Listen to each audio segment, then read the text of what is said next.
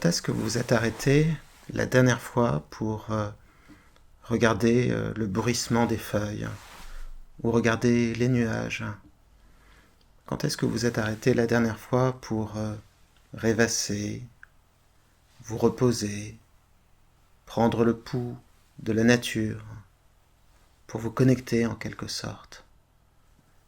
Quand est-ce que pour la dernière fois vous avez pris le temps de ralentir, d'échapper à cette frénésie de nos jours, à ces urgences permanentes, être à l'heure à l'école, être à l'heure au travail, être à l'heure pour rendre tel document au travail toujours, ou être à l'heure pour la pause déjeuner, être à l'heure pour rentrer, être à l'heure pour prendre le train, le métro, être à l'heure pour se coucher suffisamment tôt, être à l'heure pour avoir ses 8 heures de sommeil, être à l'heure, être à l'heure.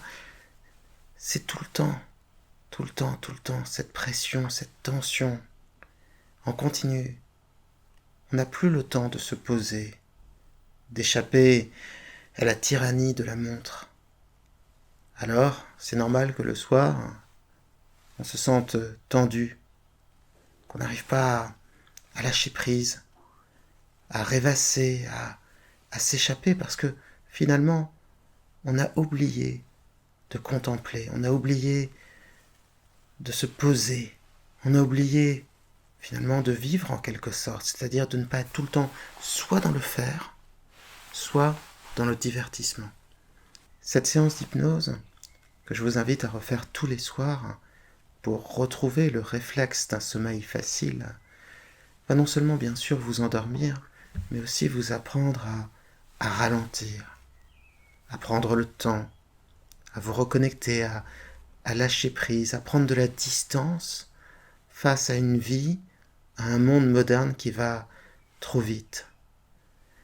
Échapper au faire, échapper au divertissement pour à nouveau être avec soi et prendre le temps de vivre, tout simplement. Si vous êtes prêt, installez-vous confortablement.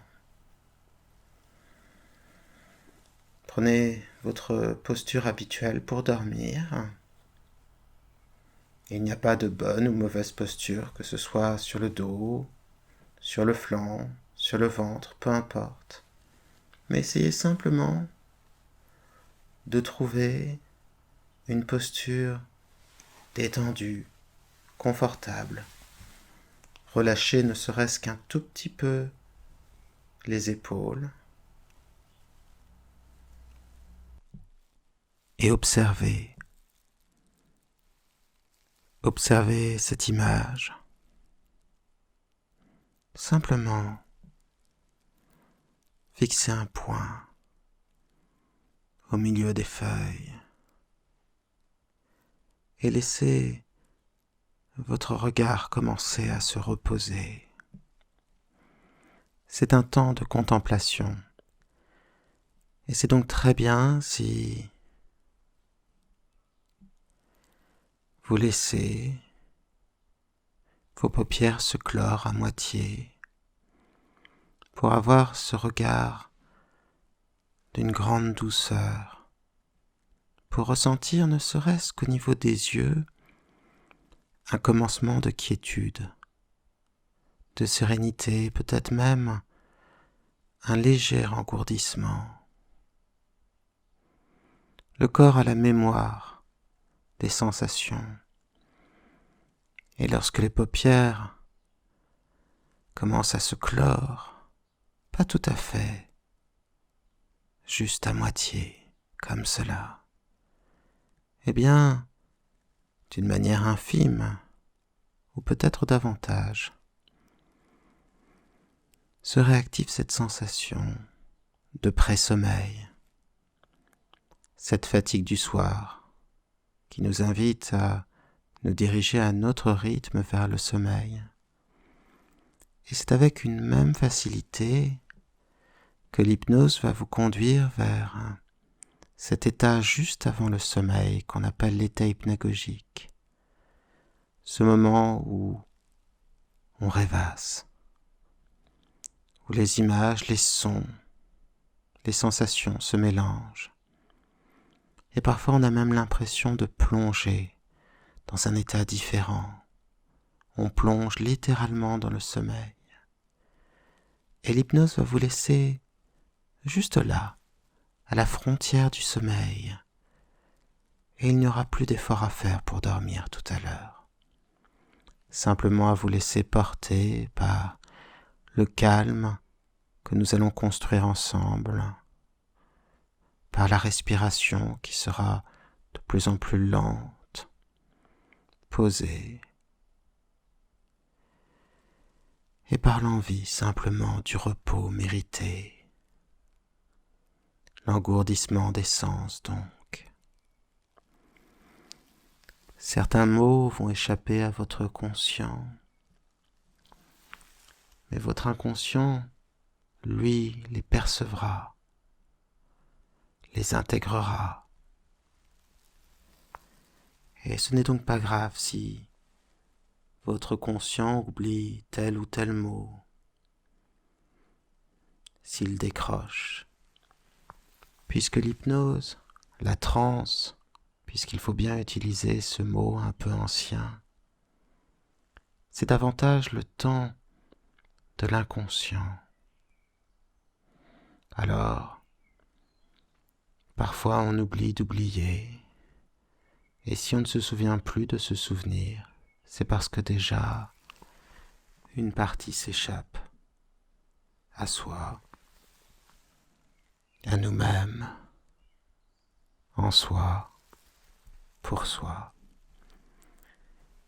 Et il suffit donc de fixer ce point au milieu des feuilles et d'observer simplement ces premières sensations qui montent, qui remontent peut-être même, comme des bulles crevant la surface d'un étang. Dès que l'on observe consciemment les feuilles d'un arbre, que l'on observe le mouvement, le bruissement des feuilles, que l'on perçoit les sons, le son du vent, le son des branches agitées, et même parfois les sons du bois. Lorsque l'on sent, lorsque l'on respire l'odeur de la terre qui remonte, de la végétation, lorsque l'on se sent à nouveau consciemment dans la nature, alors, inconsciemment, se construit déjà l'impression de se reconnecter à quelque chose d'important. Une sorte de soulagement peut-être. On se sent déjà mieux. On se sent entouré de quelque chose de plus vrai en quelque sorte. Et parce que nos sensations, nos émotions, nos ressentis et peut-être parfois même nos pensées sont intimement liés à la respiration. Donnez ce seul effort de prendre 2 inspirations profondes.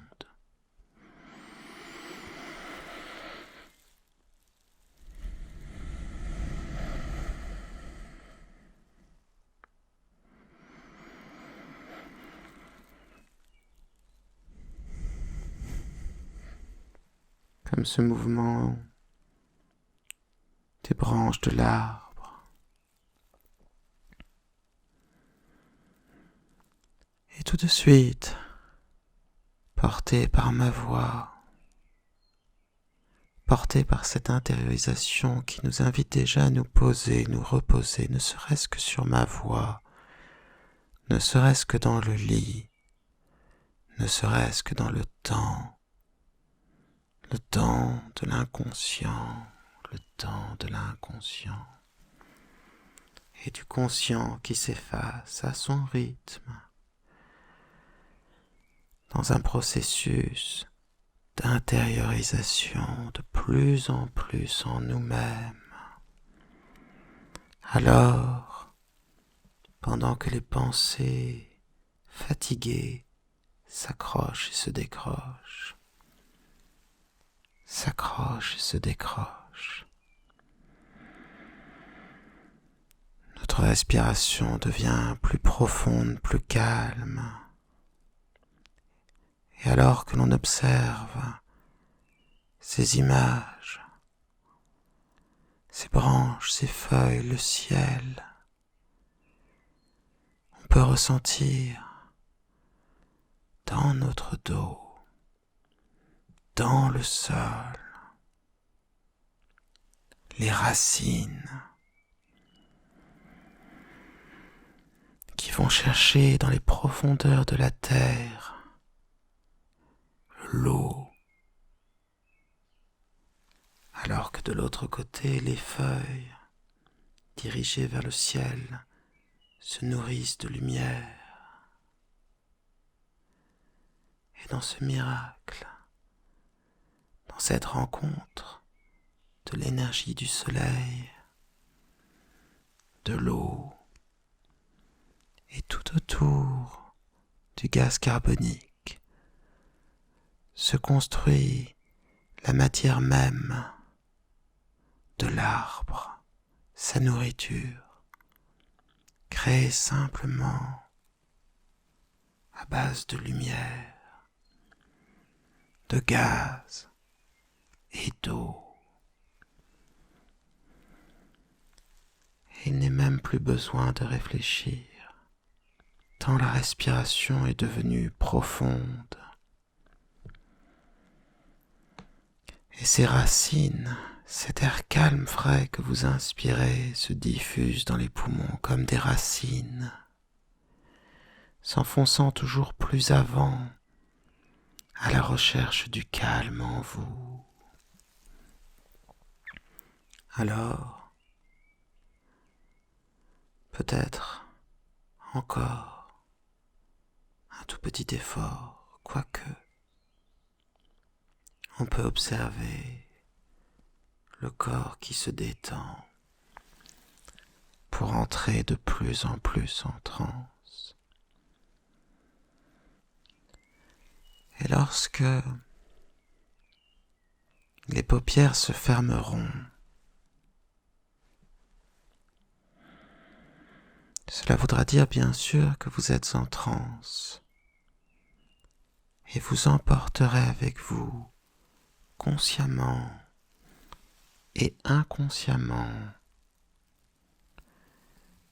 plus que le souvenir, l'expérience, l'image, solidement ancrée en vous, tellement vivante, de ces feuilles, de cet arbre, de ces branches tendues vers l'infini du ciel. Et cette vidéo deviendra plus qu'une vidéo. Elle deviendra le tissu même de votre rêve, l'expérience même de cette séance d'hypnose.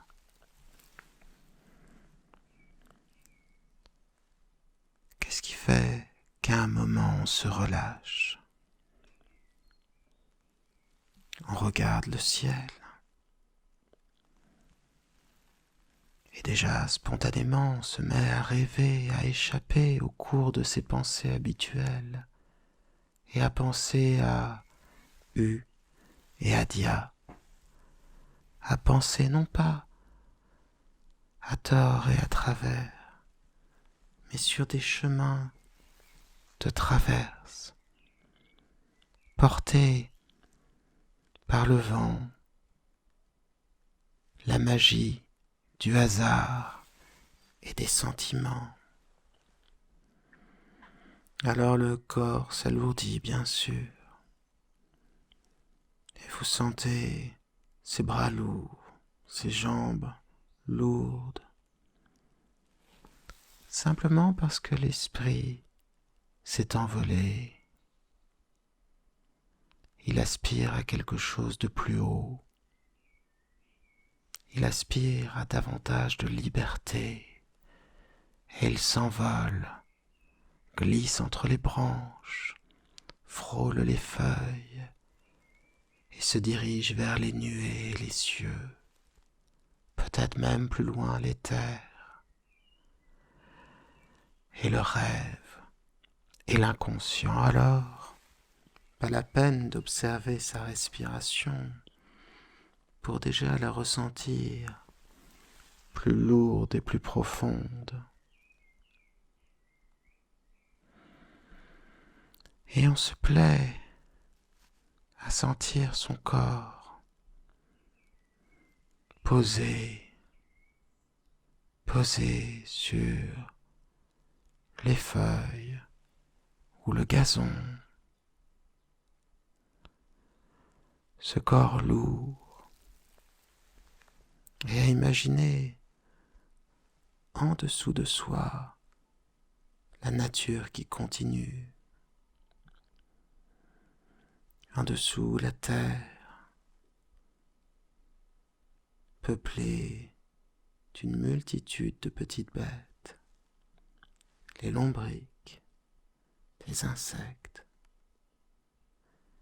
Et l'on peut imaginer continuer à aller encore plus loin et passer ce manteau de terre, arriver jusqu'à la roche, arriver jusqu'aux minéraux, le domaine de Pluton, l'endroit où se trouvent les pierres précieuses, les secrets aussi. Et alors que la science nous permet d'imaginer un voyage encore plus profond vers le centre de soi-même, vers le centre de la Terre, vers le magma, la pierre liquide en fusion bouillonnante dans une sorte de maelstrom de chaleur. Et si l'on continue plus loin, on arrive au centre de la Terre, peut-être un noyau dur fait de métal. Et dans cette course lointaine déjà, on s'est oublié. Alors, il n'y a plus qu'à constater que vous êtes davantage en transe. 3. Où va-t-on lorsque l'on rêvasse? Lorsque l'on n'est pas tout à fait dans le rêve, mais déjà plus dans le conscient. Lorsque, à la fois, on a l'impression d'être davantage connecté et en même temps, on lâche prise. Dans cet entre-deux, où naissent les plus belles des idées, où les autres idées, elles, trouvent leur place, leur temps, leur sens. Dans ce lieu de créativité, de liberté et de changement, comme il est bon de rêver, comme il est bon de laisser, comme un voile, se poser sur le regard et glisser dans un entre-deux de calme entre le conscient et l'inconscient, entre la veille et le sommeil, porté par ce mouvement des feuilles, par ce mouvement des branches, par toute la vie que donne le vent à la structure de l'arbre. Et en devinant le ciel, on devine la possibilité d'autre chose, d'un autre soi, d'une autre vie. Non pas comme une rupture, non pas comme une violence,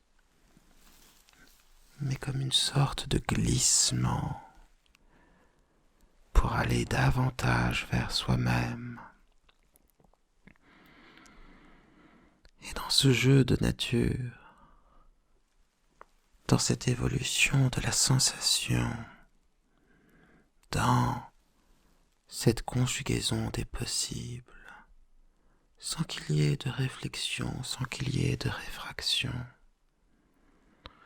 sans que quelque chose ne brille, dans l'indiscernable peut-être, mais non pas l'ineffable, et dans le ressenti du temps, glissant en lui-même,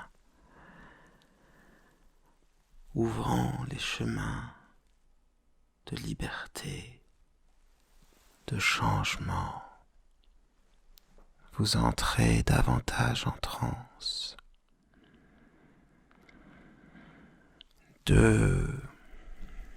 Alors que vos pensées s'accrochent et se décrochent, s'accrochent, se décrochent, se conjuguent, s'alternent, se déplacent même parfois, dans ce rythme de l'entre-soi, de l'entre-moi, peut-être même de l'entre des idées, du temps, des légendes, celui d'une histoire à soi-même racontée, d'un rêve déjà commencé, alors même qu'il ne s'agit plus de faire pour se faire n'être rien d'autre que ce que l'on s'est fait, mais il suffit de rêver pour que dans cette rêverie, il suffit de rêver donc pour que dans cette rêverie se crée le rêve de soi et le faire pour demain.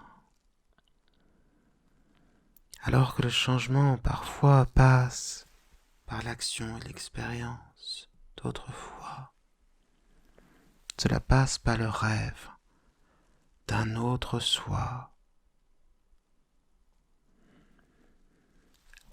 Les yeux fermés maintenant, vous emportez le spectacle, vous emportez l'expérience de cet arbre. Tout simplement. Et pendant que les pensées se conjuguent, s'alternent, se déplacent aussi donc, dans cette sensation de liberté qui se construit, dans cette sorte de confusion entre les sens, le ressenti d'une oreille à l'autre, dans ce déplacement donc, ou peut-être simplement cette révélation, non pas dans le sens d'une découverte, d'une surprise, mais simplement enlever le voile et découvrir ce qui est vraiment, non pas dans un monde, celui des idées, mais dans la vérité instinctive,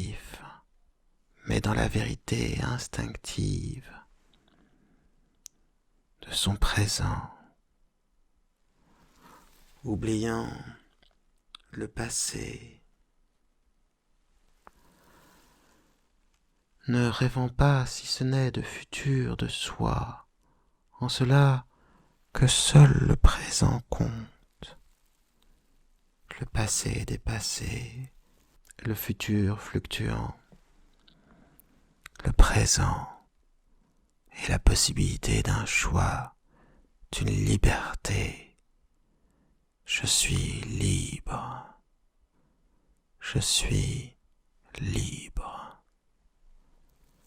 Alors, sans y penser, vous entrez plus profondément en transe. Et j'aimerais que votre inconscient crée tout autour de vous l'expérience de cet arbre qui vibre, qui vit au rythme du vent, au rythme du temps. Qu'il est bon de se poser et pour une fois de prendre le temps. Vous serez d'ailleurs certainement étonné à certains moments dans la journée d'entendre ma voix vous rappeler de prendre son temps et ainsi de retrouver consciemment l'envie de ralentir. Alors on se pose, on se repose et on accepte d'offrir au corps l'immobilité qu'il mérite. Parfois il me plaît de rêver à un temps pas si ancien où l'on avait davantage le temps. Simplement un temps avant les trains, avant les voitures, un temps où les choses étaient davantage à distance d'homme, à distance de marche. Un temps où il fallait prendre le temps de cuisiner, prendre le temps de parler à ceux qu'on aime, prendre son temps. Tout allait plus lentement et l'on n'était pas pressé. Et même si la cloche de l'église battait la mesure, c'était une mesure tous les quarts d'heure, toutes les demi-heures ou toutes les heures, mais une mesure sans inquiétude, douce. Seul le chant du coq indiquait qu'il était temps de se lever, et seul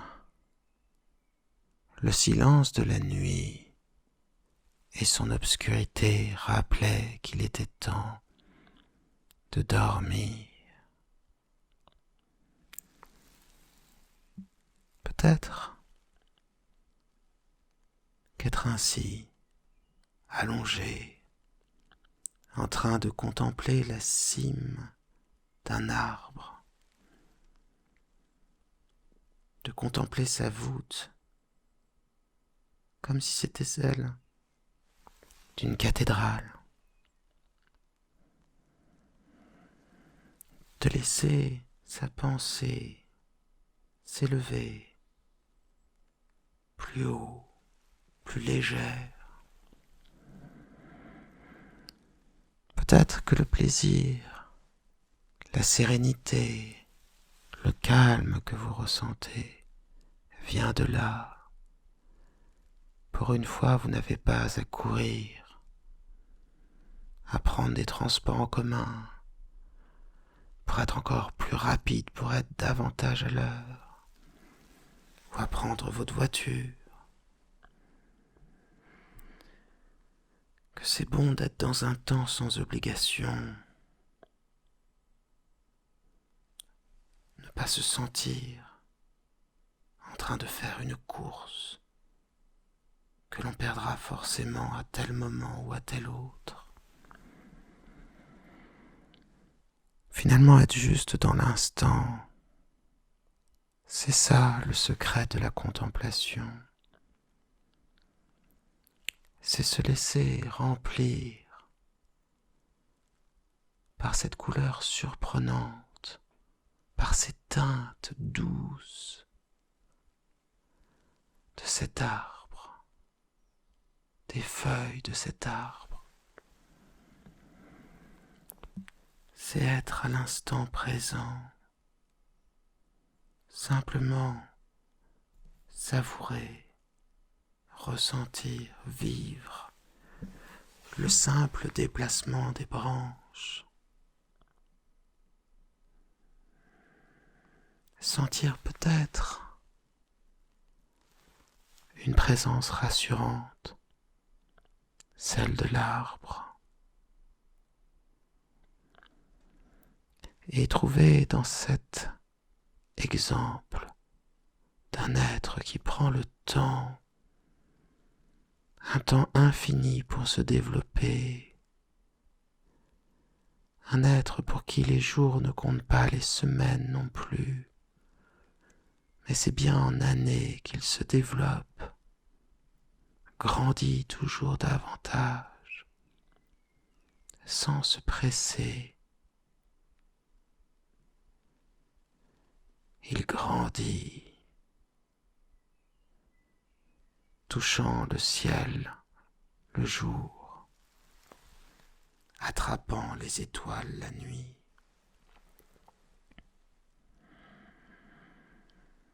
Oui, cet arbre nous invite à ralentir et à savourer l'instant essentiel, l'instant présent. Auprès de mon arbre, j'étais si heureux, je n'aurais jamais dû m'éloigner de mon arbre. Ces paroles de la chanson de Brassens nous invitent à retrouver cet arbre essentiel, à ne pas se laisser uniquement porter, guidé par une course pour gagner plus, voire plus. Une course qui parfois au bout d'un moment n'a plus de sens. Et c'est pour ça que c'est important de retrouver son arbre, de s'y poser. C'est un lieu important, l'arbre. On raconte que Saint Louis rendait la justice, que c'est sous un arbre, un figuier, que le Bouddha trouva la solution à la souffrance. L'arbre est présent partout dans les mythes, comme quelque chose d'essentiel, comme le lien entre la terre et le ciel.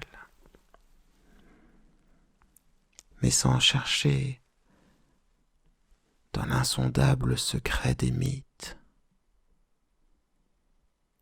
vous avez déjà ressenti cela.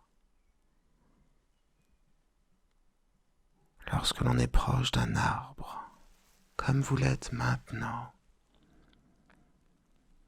on sent que l'on touche à quelque chose d'essentiel.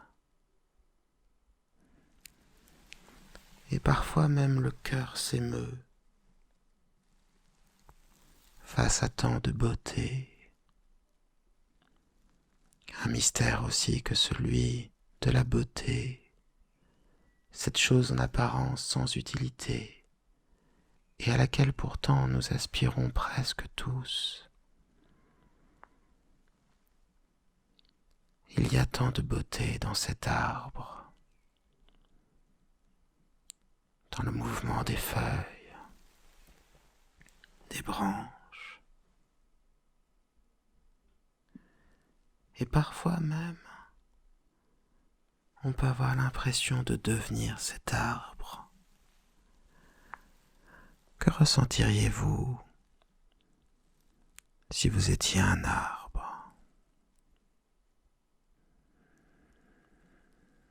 si vous laissiez tous les soucis loin, loin là-bas, si la vie tout d'un coup devenait plus simple, si vous vous nourrissiez de lumière, d'air et d'eau.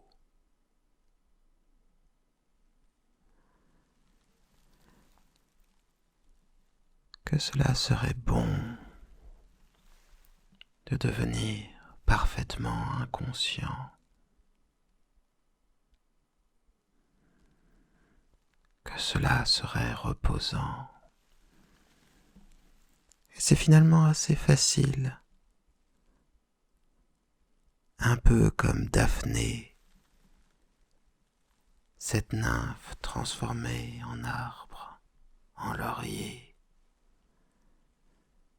d'imaginer ses bras se transformant en branches et ses doigts en branches plus petites, et au bout, ses ongles se transformer en feuilles, que de sentir tout le corps se transformer en bois, la peau en écorce, et les pieds bien sûr commenceraient à s'enfoncer dans le sol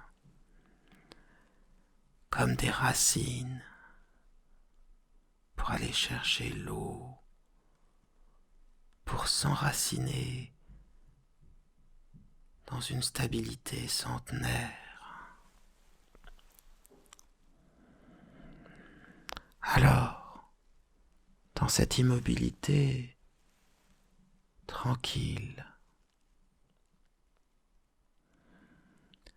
on serait totalement connecté avec la nature.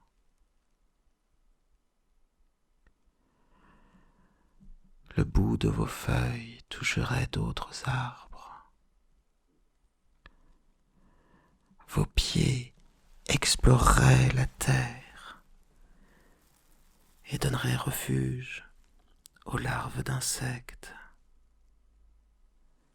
Un hérisson y creusant son terrier, peut-être à des lapins ou à d'autres animaux. Peut-être y aurait-il dans une anfractuosité la place pour un hibou, une chouette.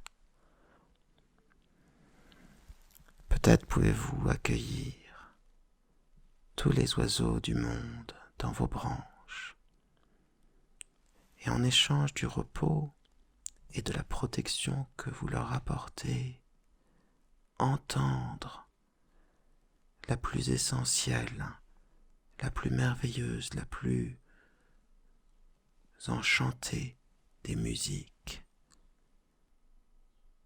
celle des oiseaux, des pépiments, des sifflements, et puis sentir au travers de ces branches, comme une merveilleuse caresse, le vent léger, le vent taquin, caresser son écorce, donner vie aux feuilles et aux branches. Et au travers de ce vent qui a caressé d'autres arbres, frôlé d'autres terres, d'autres lieux, se sentir connecté à quelque chose de plus grand, à la végétation aux alentours, à la faune, mais peut-être encore plus loin, à la forêt, à la nature, à la terre entière, pourquoi pas, et trouver ainsi le repos de l'esprit, le calme de l'instant éternel. Alors oui, quand on est allongé ainsi, l'esprit va loin. Et c'est comme si la vie d'avant semblait plus lointaine elle aussi. Il devient difficile, presque lourd, de penser aux heures d'avant. Il n'y a plus d'avant, il n'y a plus d'après, il n'y a plus qu'aujourd'hui. Pour reprendre les paroles du poète, du chanteur. Alors, dans cet instant non pas figé, mais éternel, les ennuis, les inquiétudes, l'habitude, les laideurs de la ville, les tensions du travail, la fatigue même, les incertitudes, le stress, tout cela s'éloigne, se dissipe, se dissout totalement pour vivre l'éternité d'un éternel présent.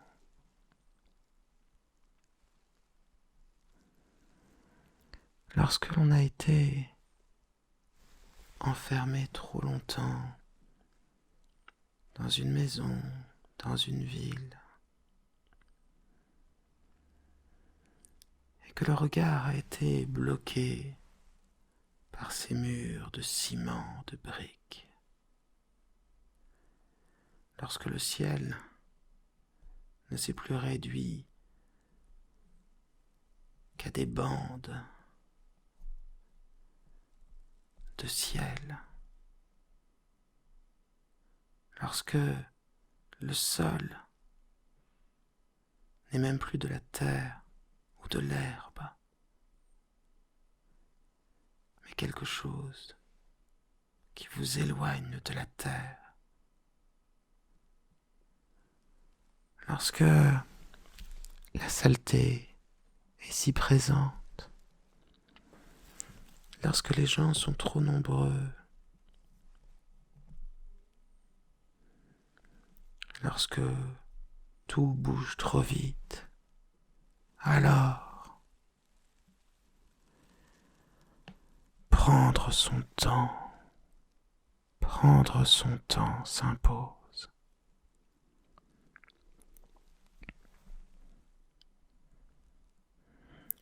Oser regarder le ciel, oser respirer plus lentement, plus profondément.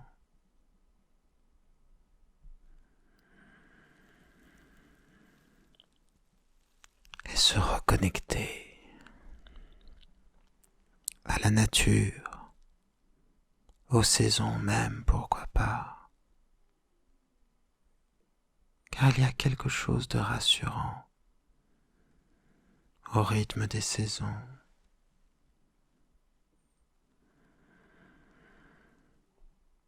Il y a quelque chose de rassurant à voir après le long sommeil de l'hiver, voir la nature reverdir, refleurir au printemps. Il y a quelque chose de joyeux à voir toute cette fécondité de la nature en été, lorsqu'elle porte ses fruits. Il y a cette douce tristesse de l'automne qui vient. Les feuilles qui tombent, mais avant de tomber prennent les plus merveilleuses couleurs. Et puis l'hiver, non pas comme une mort, mais comme un sommeil, un repos, et déjà en germe dans la terre toute cette vie qui ne demande qu'à naître, de la même façon qu'en vous se trouvent les germes du changement. Et dans ce temps de l'hypnose, ces graines vont pouvoir croître pour connaître enfin leur printemps et leur été. Mais pour cela, il faut se poser. Et dans ce mouvement doux, laisser au corps une immobilité de repos. Et au travers de ces heures de sommeil, 8 heures de sommeil, dans cet hiver de la nuit, trouver l'énergie d'un printemps du matin, d'un été de l'après-midi et de l'hiver d'une soirée. Qu'il est doux de voir cet arbre, de contempler sa cime, qu'il est doux de revenir à quelque chose de plus vrai. Ici, on n'a plus à porter ce masque social. On n'a plus à faire semblant d'être intéressant, d'être drôle, d'être intelligent, d'être professionnel, d'être ceci ou cela. Ici, on peut être dans la spontanéité du moi et découvrir toutes les richesses merveilleuses que recèle l'inconscient. Je suis tant de choses, tant de potentialités, tant de talents que j'ignorais jusqu'à maintenant. Alors dans ce lieu, hors de tout, hors de la précipitation de nos jours, se dessinent les envies de demain. À quoi ressemblera ma vie lorsque j'y aurai mis toutes les graines de ce qui me semble essentiel maintenant? À quoi ressemblera ma vie lorsque je prendrai le temps d'aller à la vitesse qui me convient? À quoi ressemblera ma vie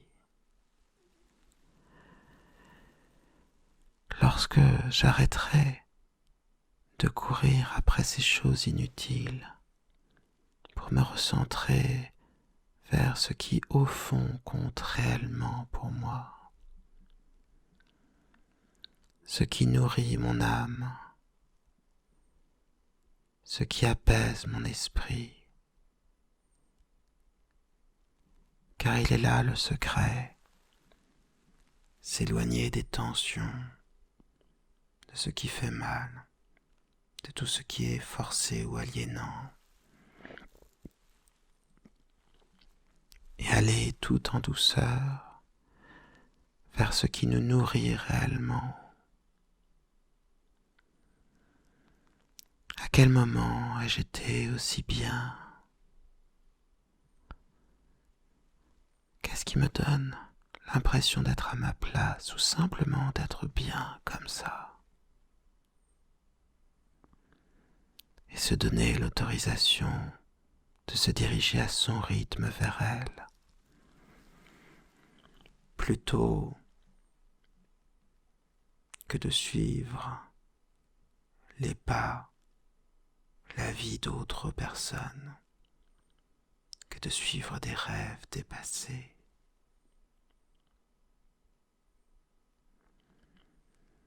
Lorsque j'étais enfant, comment me rêvais-je? Et maintenant, Il est temps de se sentir bien, de prendre son temps dans cette douceur calme, dans ce ressenti tranquille, dans cette évolution simple, dans cette conjugaison du soi à soi. Et dans les détours, non pas les détours peut-être, mais justement des chemins de traverse. De la même manière que l'école buissonnière nous apprend parfois autant qu'une journée d'école. Ainsi va la vie, ainsi va le temps, ainsi va l'inconscient. Ralentir, marcher tout simplement plus lentement ou s'asseoir ou s'allonger et regarder un arbre, regarder le ciel, sentir le vent et voir sa respiration toujours plus lente, ressentir sa respiration qui devient un souffle puissant, régulier. Peu importe le terme que l'on utilise, se sentir centré, posé. Et après, dans ces changements, dans ce qu'ils comportent, dans ce qu'ils apportent, d'une manière directe ou indirecte, dans ces échos de la nature, dans le bruit des oiseaux,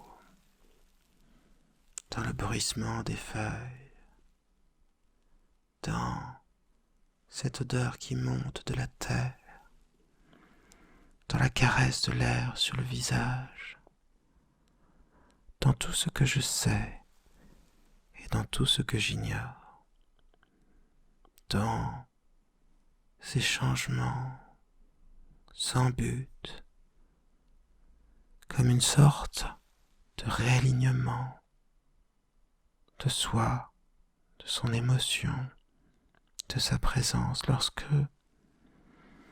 tout semble satisfait en soi. Alors, il est temps de dormir et d'aller un cran plus loin, vers le rêve, vers ces choses qui fluctuent. Et dans le secret de la nuit, alors que peut-être on en oubliera tout demain consciemment, uniquement consciemment. Inconsciemment, certainement, on garde trace de toutes ces vies, de toutes ces aventures, de toutes ces expériences que nous font vivre nos rêves. Elle est peut-être là, la liberté. Alors que nos jours, notre travail, notre famille, tout cela pourrait faire penser que l'on est parfois enfermé, non pas dans une prison, mais dans une sorte d'habitude. Eh bien, il y a une porte ouverte. Et ce sont les rêves. Et l'on peut devenir dans les rêves qui l'on veut, vivre tout ce qu'il y a à vivre, et parfois même vivre des choses impossibles. C'est peut-être là le réservoir de la liberté. Car si nos vies peuvent sembler parfois trop déterminées,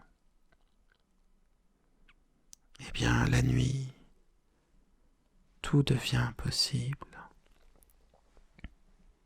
Et je crois, qu'en se laissant porter par ses rêves, le lendemain, on peut profiter davantage de sa vie, de sa famille, de ses proches, de ses amis, de son travail, et discerner en eux les briques essentielles à la construction de son moi. Alors, une fois le repos de la nuit passé, une fois la liberté des rêves vécus, c'est avec une nouvelle joie, peut-être même un nouvel amour, que l'on envisage de se lever et d'embrasser au corps à corps la vie, notre vie. Alors, sans qu'il soit nécessaire de ne plus savoir, de ne plus diriger ou au contraire de se laisser porter par les vents du changement et en même temps s'enraciner dans ce qu'il y a d'essentiel. C'est peut-être cela, la destinée d'un homme, avoir les pieds bien enracinés dans l'essentiel et pourtant laisser son esprit flotter vers le ciel, tendre vers le ciel. L'arbre est un pont entre la terre et le ciel. Et dans l'inconscient, dans sa manière de se dire, de se revoir, de déterminer non pas ce qu'il ne ferait pas ou ce qu'il ne serait pas, mais bien ce que, en se disant, il dit de lui, dans ce rêve rêvant, dans cette alternance finalement, des jours et des nuits, dans ce repos merveilleux, ces 4 saisons en une journée qui passe. Chaque matin, je renais. Chaque soir, je m'éteins et c'est très bien. Alors, dans cet enchaînement, dans cette dimension en soi, pour soi, il est temps de dormir,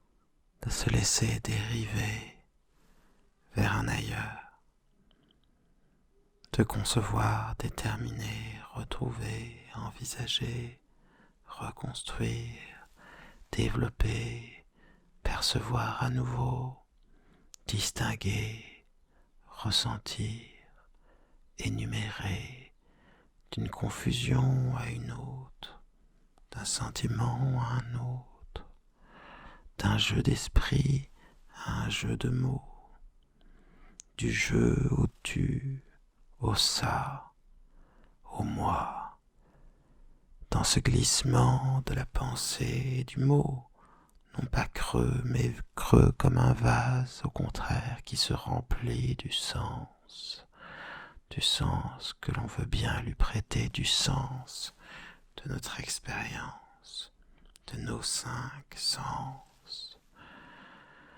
de l'ouïe, du toucher, de la vue, le goût même, l'odorat, pourquoi pas.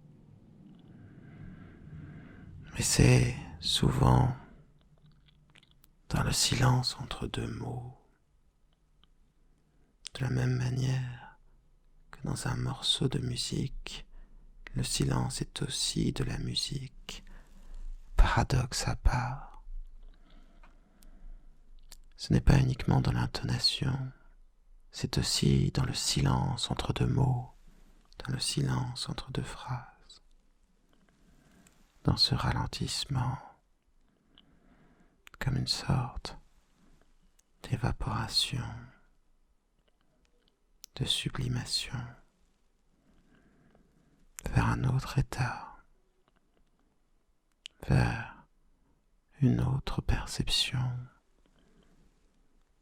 plus qu'un ressenti, au-delà d'un sentiment, d'un affect, dans ce jeu, non pas ce jeu, non pas cette expérience, non, quelque chose d'autre, entre deux, une liberté, une possibilité, un potentiel,